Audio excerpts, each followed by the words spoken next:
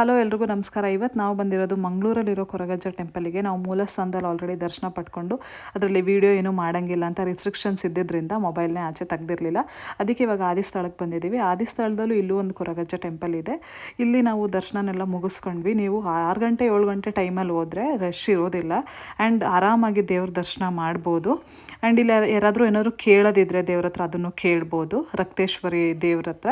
And ಇವಾಗ ಆದಿಸ್ಥಳದಲ್ಲಿ ನಾನು video ಮಾಡಿದ್ದೆ, ಅದು ಯಾರಕ್ಕೂ ವೀಡಿಯೋನೇ ಆಗಿಲ್ಲ, ನನಗೆ ಗೊತ್ತಿಲ್ಲ ಯಾಕೆ ಅಂತ ಅಂದ್ಬಿಟ್ಟು. ಅದು ಮುಗಿಸ್ಕೊಂಡು ನಾವು ಬಂದಿದ್ದು ಕಟೀಲು ದುರ್ಗಾ ಪರಮೇಶ್ವರಿ ಟೆಂಪಲಿಗೆ. ನಾನು ಇದೇ first time Kateel Durga Parameshwari temple visit ಮಾಡಿದ್ದು. ನಿಜವಾಗ್ಲೂ ಎನ್ವಿರಾನ್ಮೆಂಟ್ ವೈಸ್, ದರ್ಶನ ವೈಸ್ ನನಗೆ ತುಂಬ ಖುಷಿ ಆಯಿತು. ದರ್ಶನ ಎಷ್ಟು ಸುಲಭವಾಗಿ ಆಯಿತು ಅಂತಂದರೆ ನಾನು ಎಕ್ಸ್ಪೆಕ್ಟೇ ಮಾಡಿರಲಿಲ್ಲ.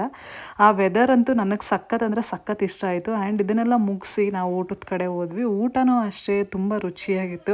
ಅದರ ಒಂದೊಂದನ್ನು ಟೇಸ್ಟ್ ಮಾಡೋಕ್ಕಾಗಲಿಲ್ಲ, ಸಾಂಬಾರು ಅದ್ರ ಮೇಲೆ ಹಾಕಿರೋದ್ರಿಂದ ಎಲ್ಲನೂ ಕಲಿಸ್ಕೊಂಡು ಹಂಗೆ ತಿಂದ್ಬಿಟ್ವಿ. ನಾವು ಅದೇ ದೇವಸ್ಥಾನದಲ್ಲಿರೋ ಆನೆನ ನೋಡೋಕೆ ಬಂದ್ವಿ. ನಾನು ಸ್ಟಾರ್ಟಿಂಗಲ್ಲಿ ಇದು ಬೆಂಗಳೂರಲ್ಲೆಲ್ಲ ಆನೆಗಳನ್ನ ನೋಡ್ಬಿಟ್ಟು ಇದು ಡೂಪ್ಲಿಕೇಟ್ ಅಂತ ಅಂದ್ಕೊಂಡಿದ್ದೆ. ಹತ್ರದಲ್ಲಿ ಹೋಗಿ ನೋಡಿದಾಗೆ ಅದು ಗೊತ್ತಾಗಿದೆ ಅದು ಒರಿಜಿನಲ್ ಅಂತ ಅಂದ್ಬಿಟ್ಟು.